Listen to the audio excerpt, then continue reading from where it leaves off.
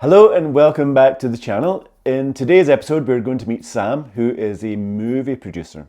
And as you can imagine, we see lots of people in the arts world. And I thought it'd be great to have Sam on the show to tell us a bit about his experience in the film industry, talk a bit about his films, his ADHD journey, and that was the plan. But actually, this episode is probably going to be dominated by what happened when Sam and I met. And to say it was life changing, certainly for him, would be a big understatement. And it certainly left an impression on me. I would have to say with great confidence that it was a first in my career, what unfolded during our consultation. And without really giving too much more away, I'm actually just going to let you meet Sam and hear the story from him and a bit from myself also. So let's dive in and meet Sam.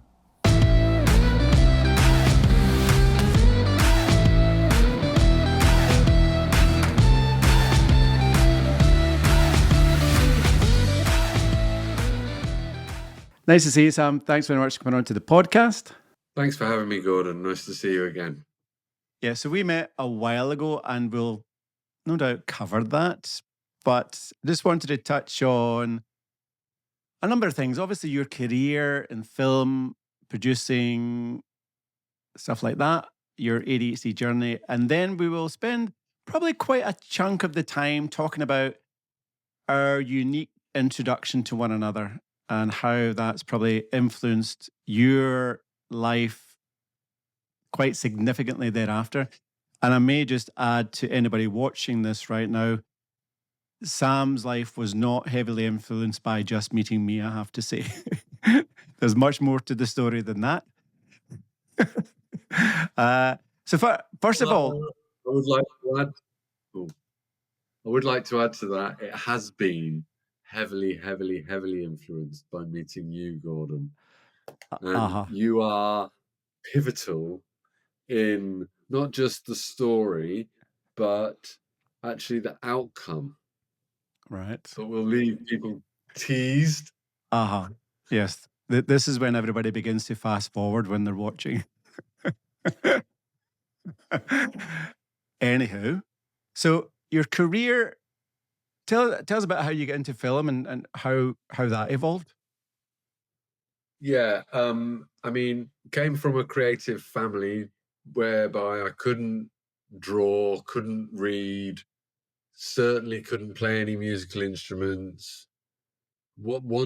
Felt like I had a creative force within me, but didn't know how to channel it.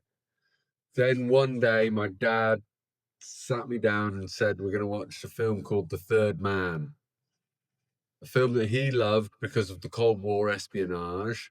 And then it hit me like a ton of bricks that films could question the human condition in that way.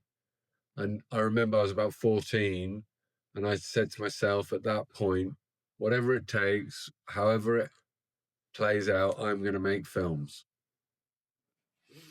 So I sort of blagged my way into film school, not having a very academic track record with some pretty bad A levels and a couple of GCSEs and whatnot, and met artistic guy there. We got on very well. We realized wanted to make very similar types of films.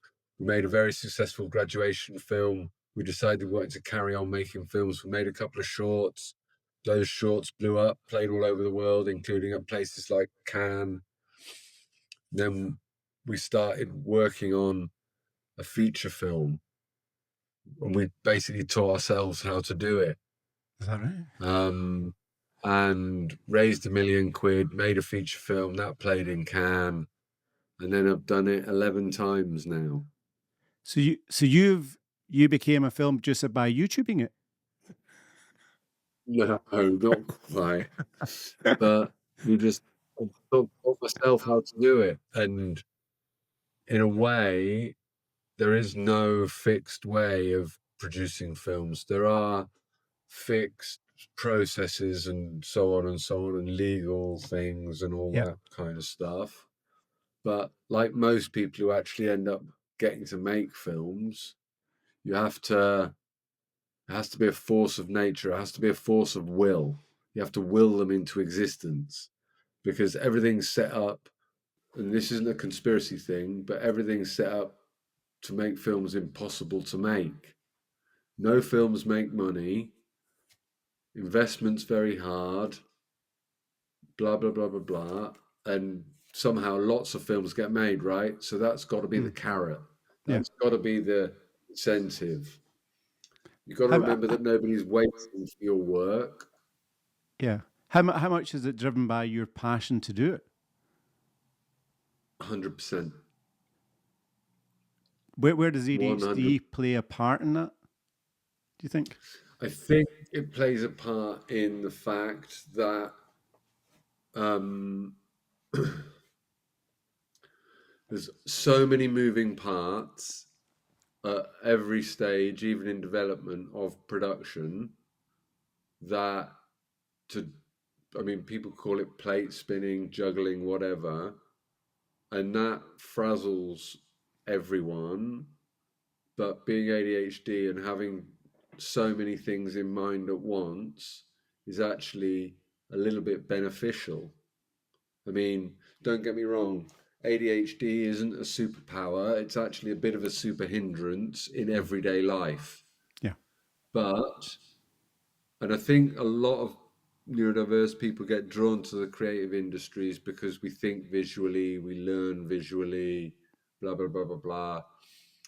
And having multiple, very intense, strong relationships with writers, directors, cinematographers, editors, production designers, makeup designers, costume designers, cast, financiers, distributors, etc., all at the same time on every single project. That's a lot of people, and being able to flick very quickly and process information relatively quickly, even if you maybe find it hard to pay the gas bill or write a job application letter, being Mm. able to, I think being ADHD actually lends itself to something like film or theatre production because all these hundreds of relationships, which are unbelievably intense, especially for a short period of time. So, for those 10 weeks or that year, those people, and it may be 100, 200, 300 Mm. people, they're like your siblings for that year. Mm. And having 100 siblings is a bit of a mind blow. Yeah. And I think being ADHD allows one to approach that in a slightly calmer way than perhaps if I wasn't ADHD, I'd be burnt out, drained, Mm. headshot, all the rest of it, whatever you want to say. I'm trying not to swear. That's fine. But yeah, I'm not, I mean, I think I'd rather not be ADHD if I'm honest, but also, given the fact that I make films, Yeah. I do lean into that at points. And Yeah. then there's the hyper focus moments where suddenly it's 6 hours later and I've felt like it's only been an hour. Yeah. But when you're editing, unlike most other tasks, 2 hours of editing, you can't do anything at Right. all. Right. You need to do 6, 8, 10 hours at a time. So hyper focus when editing has been very, very helpful. Mm. So it's about trying to find the bits that work for you and see how you can make them work. Yeah, and I think that that's interesting, and also what you said earlier was about ADHD isn't a superpower, and it just reminded me of, this is October is ADHD month, and we recently learned that the wonderful Annie Lennox was recently diagnosed with ADHD, And I think she's been cited as saying that ADHD is a superpower. Probably if you could speak to Annie, she would say it's been a superpower in terms of my creativity, allowing me to write songs, and do the brilliant stuff that I'm able to do. And that probably sounds similar to what you're describing when you're in that zone of producing, making films. You're kind of laser focused, but that's what I would call being in the interesting zone. But there's so many Yeah, other aspects of life that is routine and even important stuff. How do you find that? yeah, very difficult. And I talked a little bit about having those intense relationships and being able to manage them, but perhaps the sometimes functional but vital relationships I really struggle with. Yeah, yeah, And that's not fun because you get yourself into trouble, you get yourself into debt, you do things which perhaps uh, neurotypical people would laugh at you about because you haven't planned things properly. yeah. And And that bit about the straightforward things, not managing that so well, getting you into trouble with other people.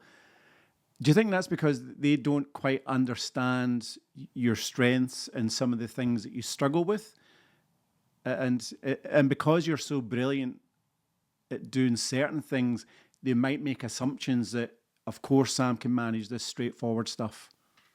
yeah, exactly. And I think just before we started pressing record, I mentioned something about my partner says she can't believe or understand how I can do the some of the hardest things with seeming relative ease, but I struggle to the point where I'm incapable and incompetent of doing some of the simplest things. Now, I'm quite um, anal in a way, so the washing up, the washing, the putting stuff away, not so much for problem, but planning life stuff to an effective working level, I really struggle with, and I can't work it out, and I get very, very frustrated. Mm, I get very frustrated quite easily. So managing emotions is quite difficult. mm. So I'll have a too big a reaction for a certain situation when most other people might laugh it off. I might get very upset, and I know that's my neurodiversity. Some Mhm. people call it SDR or whatever, but and I know that's RSD. part of Yeah, RSD. Yeah, yeah, um, and uh, that's part of being ADHD a little bit. mhm. And so managing emotions is quite tough. Yeah.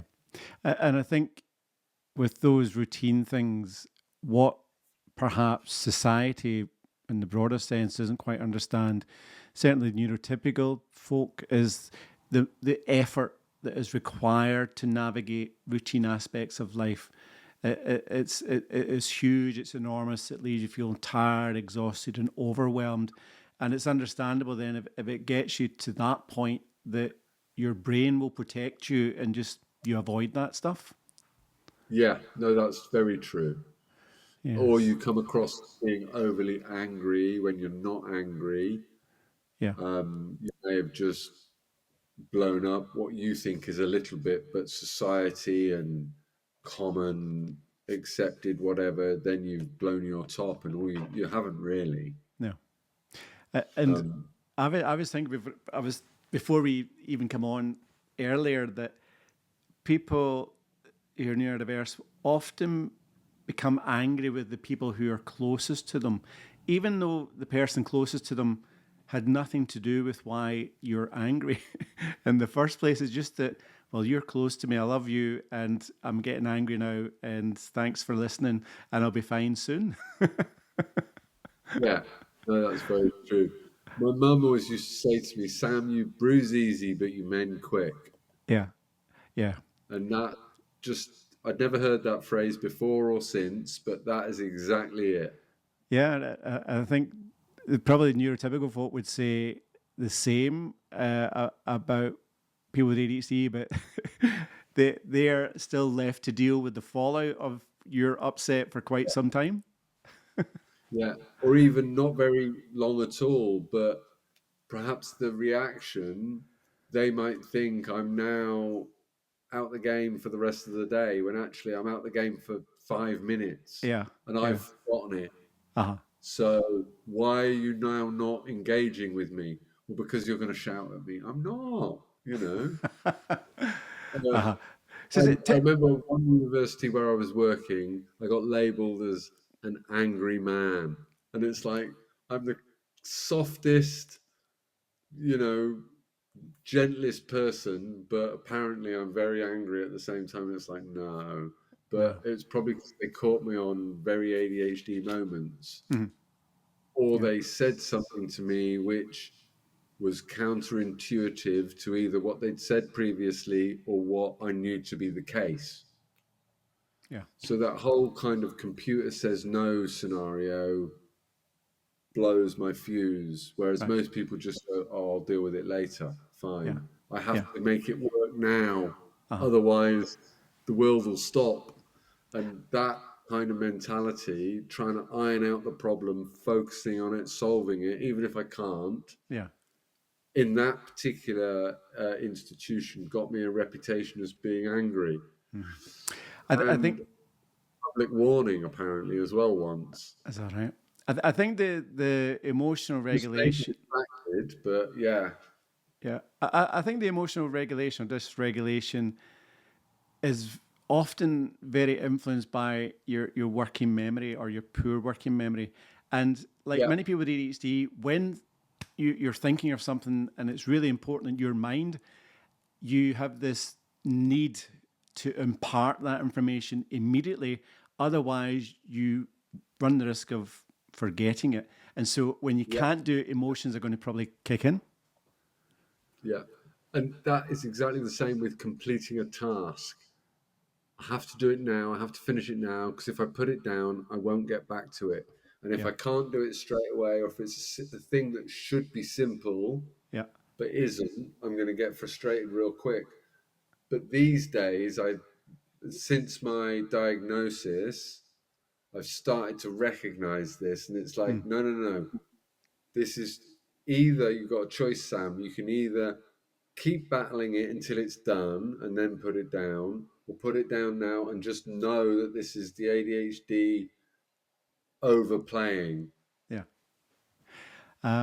What I'd like to do now, Sam, is here. I mean, I love film as well. I love going to the movies. I can't remember the last time I was there, just so busy. But meeting you now, I just would like to hear. I'm sure others would. What the highlights of your career in film so far. What would you say they are? Well, as a practitioner or as a viewer? Practitioner. Right. Okay. I mean, well, I've made quite a lot of films, and I don't really want to, say go and watch this, go and watch that. It's not a place really, or not a platform for me to be plugging movies that nobody's ever heard of or seen. But having said that, I will say some of my films are available on Amazon and other places, and made all of my films have had disabled or neurotypical characters in without ever being disabled or neurotypical stories. I've always just made sure that within the milieu or the story world, Mm, there was representation of disability. Even in the documentaries, we make sure that we've got some characters who are this or whatever. And in all the fictions, there's definitely neurodiversity sprinkled throughout. mhm, And that's been very important to me. mhm. I'm looking forward Um, to seeing the movie. I swear. I don't know if you've seen the trailer to that about the guy from no, I, Scotland with Tourette's. oh, yes, I have. I've seen the poster. That's what I've seen. Yeah, Yeah. that does a very good job. Apparently, of shining a light on Tourette's.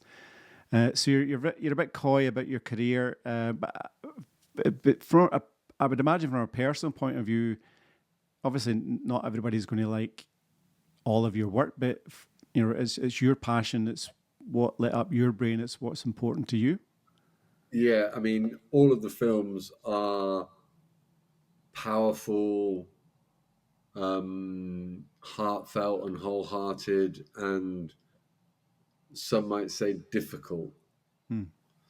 One of the first film I made that I briefly talked a little bit about before, um, when I was talking about met a collaborator at university and so on, a film called Better Things, Yeah. which was about the human need for connection, and when you don't have it, what you replace it with, Hmm. which is a drama film, but with all non-professional actors. So the junkies in the film are real ex-junkies, and all the couples in the film are real couples. Right. And it's a portmanteau film, so it's lots of not quite intertwining stories. The only thing that connects them is they all take place in the same Cotswold village. Right. And having grown up in the Cotswolds, and this fella that I met at film school also did, but we didn't know each other before we met at film school.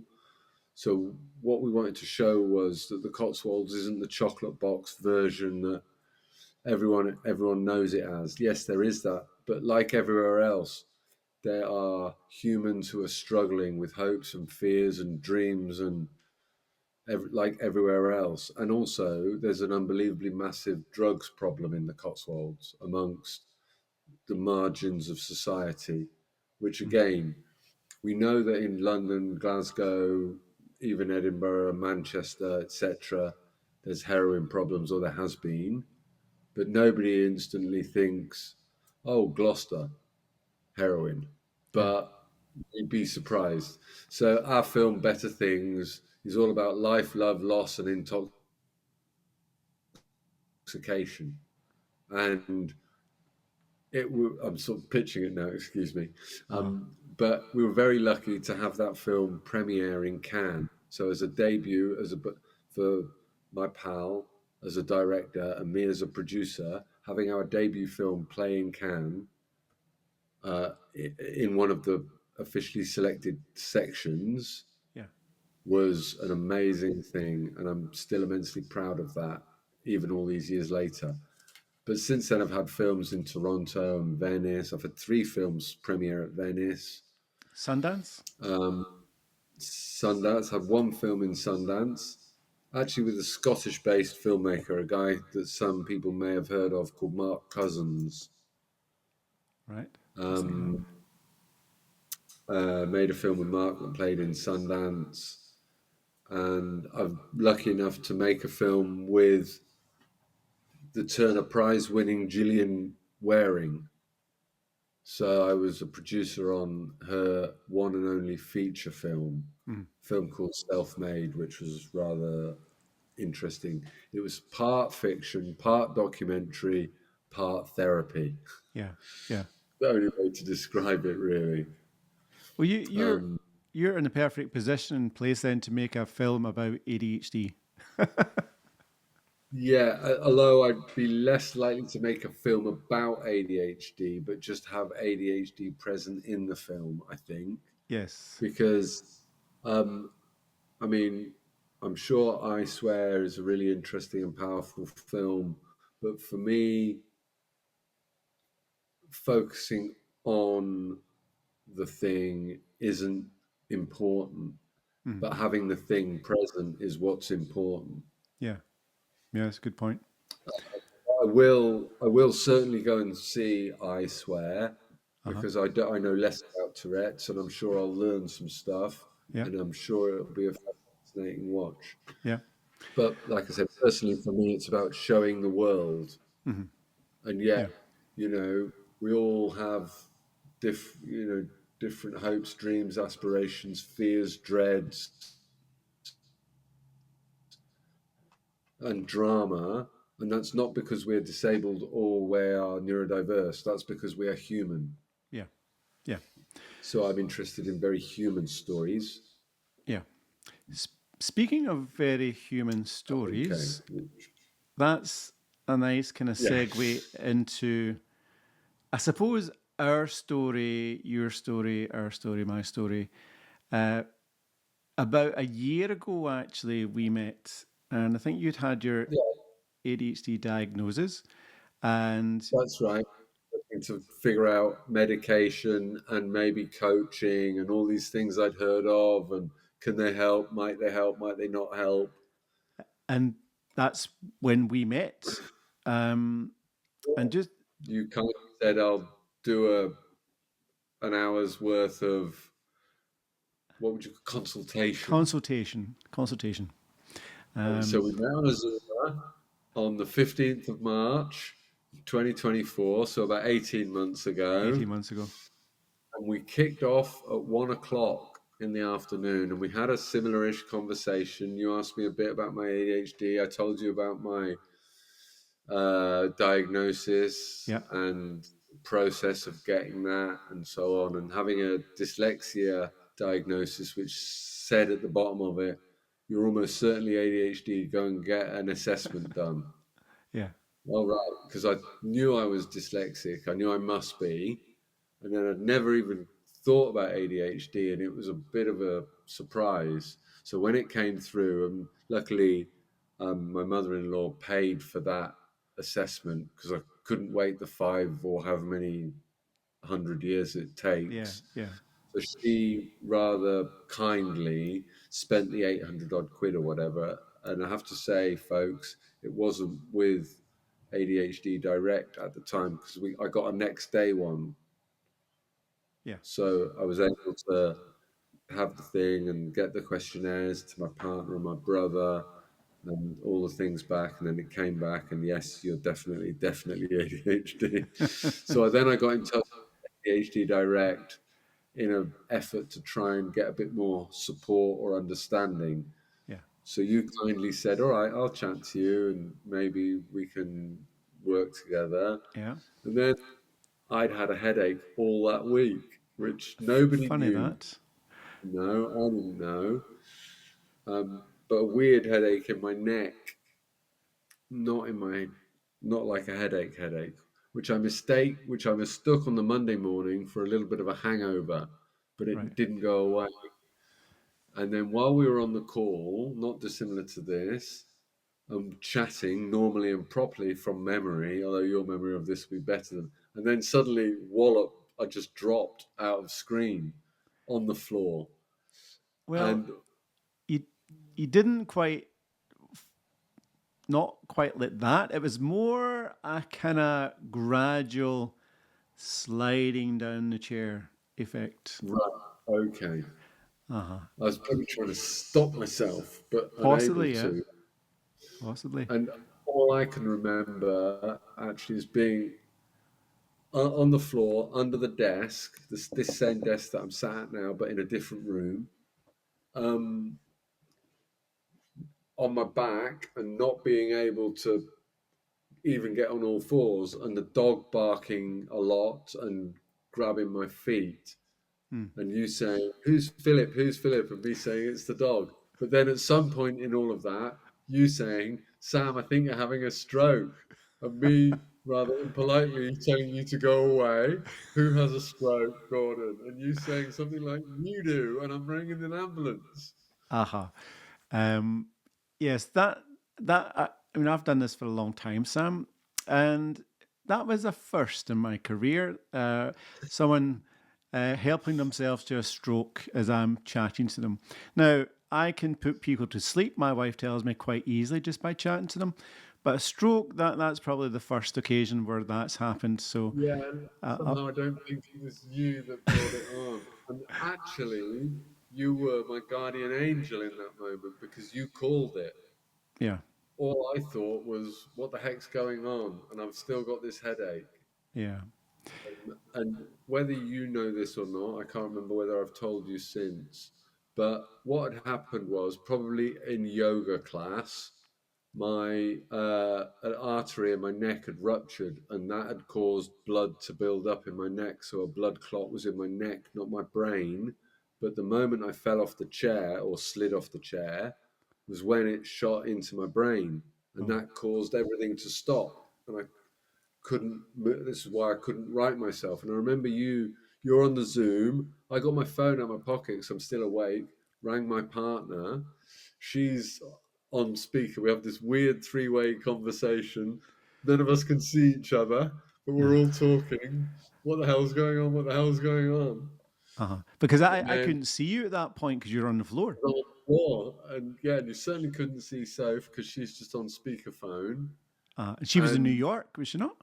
he was in New York, that's right.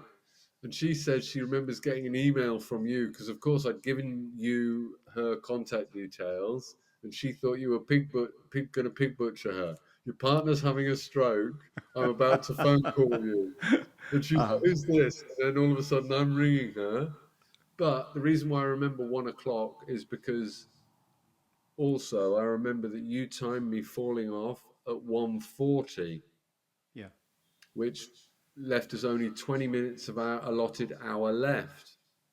yeah, So I'm glad it happened then and not 19 minutes later, yeah, yeah, because you very kindly stayed on, cancelled whatever else you had that afternoon, rang the ambulance, got patched through to Glasgow Ambulance Service. They patched you through. Sophie then to London. Then Sophie found someone who lives nearby, a friend. The ambulance and that friend arrived at different times. The friend let the ambulance in, or the ambulance team in, and then I got taken off to King's College Hospital. yeah. And I was awake through all of this. Must have been scary. And that, I think it was about 2 hours actually Yeah, of messing around on the floor and waiting for the ambulance and not knowing what's going on and actually genuinely disbelieving you when you'd said it's a stroke. I think you're having a stroke, Sam. I said, "Oh, no, I'm not no, 90. I don't have a stroke. no. I've just, something's going on." And then I think when the ambulance got there, the ambulance team got there, you were still on the call. And I think you said to them, "I believe he's had a stroke." And they then, right, straight blues and twos, straight to the hospital. Yes, And so it's a weird one to say, Gordon, but I'm still only here because of your swift interaction. You saved my life, mate. And I tell that when I tell the story, when I tell to my friends or my colleagues or people I've just met that I've had a stroke and the story comes out, and I say, Gordon was on the Zoom and it was him who called it. He saved my life. So you come up in my daily life quite a lot, actually, Gordon. yeah. Well, that's very kind of you to say that, Sam. It's the truth because I would have been curtains because I Yeah. wouldn't have rang the ambulance. Well, maybe that's where all those years of training come in. But I tell the story as well about being involved in something like that. It's a very humbling and privileged opportunity. Not that I wish that you to have the stroke, but I think being there and being part of that experience, always have that connection with you because of that. Yeah, So that was a day that neither will never forget. um, not soon. no, But it does bring us round quite nicely to a way of making sense of why that story and the earlier part of the conversation. Because when I was in hospital, I was told I'd never walk again and I'd be in for 3 months. And I walked out of hospital after 13 days, actually. And they couldn't believe it. I'd had a miracle recovery, is what they called it. And the mechanical thrombectomy, look it up, folks, that I'd had went as perfectly as it could have gone. So I'm very, very lucky. And the fact that you timed me falling off at 1:40 and the blood clot was removed from my brain at 6:18 puts me at 4 hours 40. Now, all the reading and stuff that I've found out says you've got to get the blood clot out of your brain within 5 hours. Otherwise, you're in serious danger of permanent damage, which is why they were thinking I might never walk again. Because at that point, they didn't know when the blood clot got to my brain. But looking back at the records and so on, I know that it was 4 hours 40. So your action, Gordon, anyway. But when I was in hospital, I promised the staff and myself that I would go back to hospital and start volunteering on the stroke ward. It took a long time to get there, and I didn't even sign up for that until about 4 months after my stroke. So, and then once I'd been through all the online training and the DBS form and all the rest of it, come the January afterwards, I started volunteering at the stroke ward. So, immensely satisfying, amazing to be a stroke survivor volunteering at the stroke ward with other stroke people and their families, talking to them, making them cups of tea. And I don't think I did this, but I can understand why people do. A lot of people on the stroke ward demand staff that they speak to a stroke survivor, because though the staff work with stroke people every day, none of them have had a stroke. And one of the things that I got told by the staff is, when I was in hospital, people will say they understand, but nobody who hasn't had a stroke can understand what it's like to live with this weird, what sometimes gets described as ever drunk. You're 2.5 pints in all day, every day. A little bit giddy, a little bit dizzy, a little bit confused, a little bit unsteady. And that's the closest sort of description. But you don't get the fun of having a drink. No. You just wake up and you're ever drunk. You go to bed, you're ever drunk. So And anyway, and the people that you work with on the wards, do they know you've had a stroke? yes, most of them can remember me. Right. Okay. But they love the fact that I'm there, because the first thing I do every time I go in is say, anyone for me to talk to this week? And they'll point me off to someone who's asked to speak to a stroke survivor, or maybe hasn't had any visitors that day or that week or that month even. So that's kind of my first job, start talking to people. And I'll say, that was my bed. And people go, what? They can't believe it, that I've had a stroke and I'm now bringing cups of tea and chatting to people, Ah. And because do I'm they? ambulant, because I'm cognizant, and, give that little bit of hope. Yeah. And do they appreciate your chat? Yeah, most of them. And then I just, because I can't advise them clinically at all I can say is, eat well, do your exercise, keep on keeping on. Yeah. Stroke is not the end. No. I'm the living proof of that, Yeah. and I can give them that every time. Right. But volunteering is actually unbelievably helpful for my ADHD-ness as well, Tell me because about that. it's a certain amount of accountability that I don't get paid for. I don't have any familial connections with, other than all the nurses call me family and say welcome home whenever I go to the ward. But obviously they're not my family, and blah blah. And this idea that something which you're not remunerated for and you're not tied to by blood can bring you accountability, that's super, super helpful as an ADHD person. Yeah.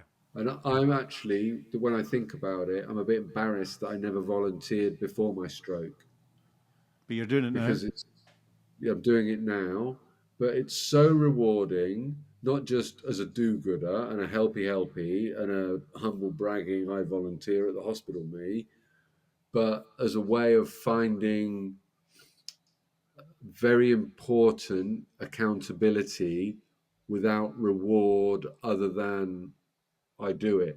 Yeah.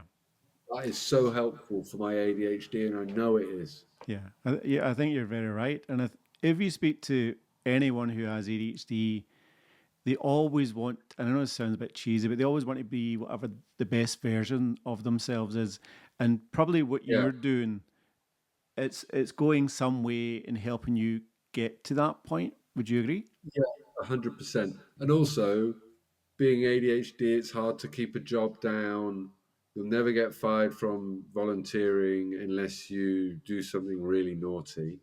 Yeah. So you can volunteer as much as you want, and you still get all of those things that work gives Mm. you a sense of meaning and reason, but also added on top of that, a real sense of community Yeah. and experience, which Yeah. sometimes, if you haven't been able to get a job or find a job or Yeah. get steady work, and I'm so embarrassed that I never volunteered before. What was too busy to volunteer? I should have been doing it my whole adult life.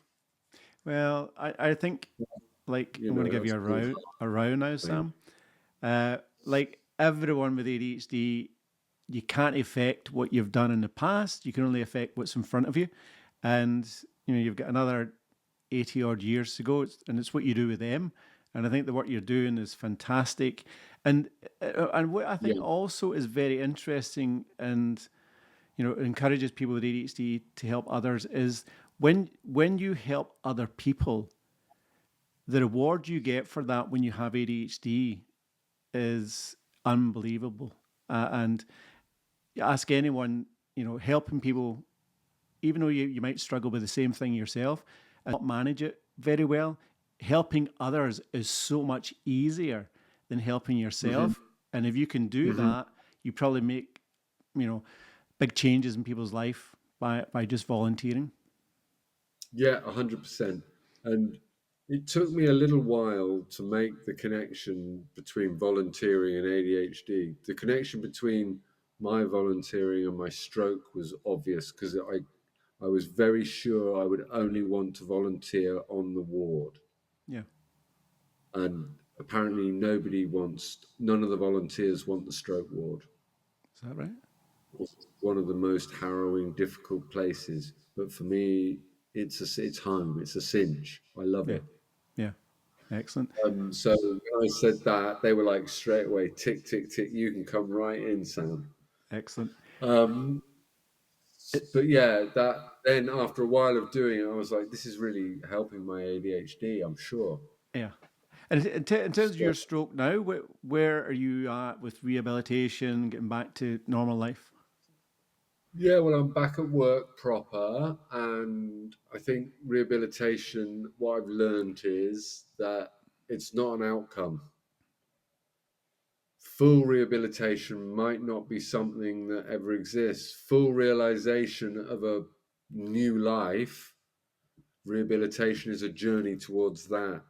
Yeah. I, you know, I can't run yet, although I'm still quite a slow walker, although I do a lot of walking. So fine. I mean, I can get public transport, great, whatever. And I had a very bad downturn after a few months, and it was very, very frustrating. I thought I'm getting worse here. This is Mm. not good. But since the new year, coincidentally, when I started actually going to the ward, I've incrementally, and I don't know if it is anything other than coincidence, but very incrementally, I can see very slight differences. And if I see someone I haven't seen for maybe 6 months, they straight away comment. If I see someone I see every day, of course, they don't notice, nor do I. But if it's May to December or whatever, someone will say, "Yeah, you look a bit better than when I last saw you." And I don't feel it, but apparently I do. Mm. So I'm enthused that even though it's slow and there doesn't seem to be much progress, and I'm meant to do more exercises than I do, although I do quite a lot, Yeah. and I'm meant to eat more healthier than I do, although I do eat quite healthily. You know, all the things that we all are meant to do. Yeah. So it's not the preserve of anyone who's rehabilitating it, rehabilitating. I can't even Yeah. say it. The, Anything. what you've said there is fascinating because you've been forced into taking an approach to something that is completely alien to you, where you have to take things very slowly to get to where you want to 100%. be. And but interestingly, Yeah. as you say, other people comment on it that they can see these very obvious improvements in you. And that's something you see over time. The flip side of that is people with ADHD, when they want something, they want it now, they want it all. And when they throw themselves into it and it doesn't materialize, they often give up. You don't have a choice taking this approach. You just have to keep No, going. I have to be really slow and I'm steady Eddie now. And if I'm not, I'll fall over. It's that simple. Uh-huh. I mean, the screensaver on my phone, I don't know if you can see that, it just says gently, go oh so gently, Uh-huh. which is not very ADHD, but a friend of mine made that for me and I've kept it on my phone. Uh-huh. And whilst you sort of don't see it because you see it every day, whenever I do remember to read it, I do kind of think, yeah, okay, just calm down. And what One step in front of the other. Keep. uh-huh. And what I'd like So you to yeah, write it's very. below that, Sam, what I'd like you to write below that is what I say to people: too much too soon is too much. Yeah, that's quite a good one. Right. Well, I wanted to share. I mean, thanks for sharing that. I relived the story as we were thinking about it as you were telling it. But some of the funny bits came to my mind that weren't funny at the time because nothing was funny at the time. But the Yeah, funniest thing was, I think, me trying to find out where your business was and maybe I could speak to someone in your business. And I can't remember the name of your business, but I got what I thought was your business. And then I got a phone number and I phoned the number. And this person answered like, almost like they'd been sleeping. And I was looking for Sophie. So I'm looking for Sophie. Hi there, is this so and so of a company? He says, yeah. I said, I need to speak to Sophie. It's urgent. He said, there's nobody by the name of Sophie here. And this is when I changed. I said, listen, pal, this is a matter of life and death. I need to speak to Sophie now. You need to get her to the phone. He said, seriously, there's no Sophie here. Listen, I'm not going to say it again. Someone's life is at risk here. You must get Sophie. I said, and I said, the company. And he said, no, this is, and he said a company that was very similar but different. right. Okay. I didn't know that. I was bawling at That's this a guy new down the one. phone, get me Sophie. And he had no idea what I was talking about. That was funny. Right. Okay. There is a company called Killian Pictures, which you may have That was it. That was it. seen. Uh-huh. So, Um, Ours was just Curly Unlimited. We do, and the phone number is my mobile, but uh-huh. now it's Curly and Enterprises. But So yeah, I traumatized somebody on the phone. The other funny bit was when the paramedics arrived, I was still on the yeah, screen and they yeah. lifted the table. And I'm seeing a full panorama of your room now as the, as the table. And the paramedics looking into the camera going, here you. And I was saying, I am the consultant. And it was just Yeah, bizarre. It was bizarre. I that, to be honest, you saying they moved the table then, I couldn't remember that, but when you said it, it kind of sparked a memory of them moving all the furniture in the room so they could get their stuff in and get me out And because I was literally just in front of the table. my colleague Angela came into the room and she was listening and just there on my shoulder to support me. And like the words of encouragement, she heard the dog moving about and she was saying, keep him talking, keep him talking. I said, yeah, I am. And then her words of wisdom, ask him the dog's name. Sam, what's your dog's name? And I was quite indiscernible what you said. I said, Philip. I said, Philip? Yeah. I said, who calls their dog Philip? And you went, me. And I was like, right, okay. And I thought, right. She said, keep the conversation going. Keep the conversation going. Tell him to stay Yeah. away from the light. You know, I said, and who? Why did you call your dog Philip? And then you said, after Philip Seymour Hoffman. Yes, that's right. Uh-huh. So, His whole name is Philip Seymour Hoffman. all right, that must be difficult in the park. You're calling him. So, But uh, I for some reason, I kind of have a vague memory of you saying, "Who's Philip?" Because I kept going, "Philip, get oh, off! that's Philip, right. get Yeah, off!" And I said, "Philip's the dog." But then I'm sure your colleague did say all that stuff to you as well. yeah, But she did. because I was shouting, "Philip, Philip, Philip," all the way through this weird, broken conversation Uh-huh. of me on the floor and you on the desk, and I was thinking Philip must be someone from a previous life. I was thinking. He thinks they're in the room with him. Oh my goodness. yeah, he's at that moment. Oh dear, it really is a matter of life and death. Yeah. Well, I mean, joking aside, it genuinely was a matter of life and death, and you were the angel on my shoulder that day, and you will be with me and my kids forever. So, Well, Gordon, as a way of wrapping this up, all I can say is thank you so much, and it's a pleasure and a delight to reconnect with you and to speak to you and laugh about what at the time was terrible. yeah. But thank you so much. I'm proud to be able to call you a friend. And thanks for the help with the ADHD stuff as well. I'm now medicated with shared care through my GP, and Excellent. that's because of you also. So thank you so much. You're very welcome, Sam. It's been a pleasure chatting to Can't you. say- I cannot say enough, but thank you very much. Yeah. You're very welcome. It's been great to meet you again. I've This has been important for me as well because that's it's always been at the back of my mind that you have that connection with patients over the years, but not an experience like that. And I always Yeah. had in my mind that we would catch up at some point, and obviously we'll catch up again after this. But thanks for giving such an account of what went on for you in that moment. Also sharing about the stuff early in your life, about the film, about your ADHD journey along the way.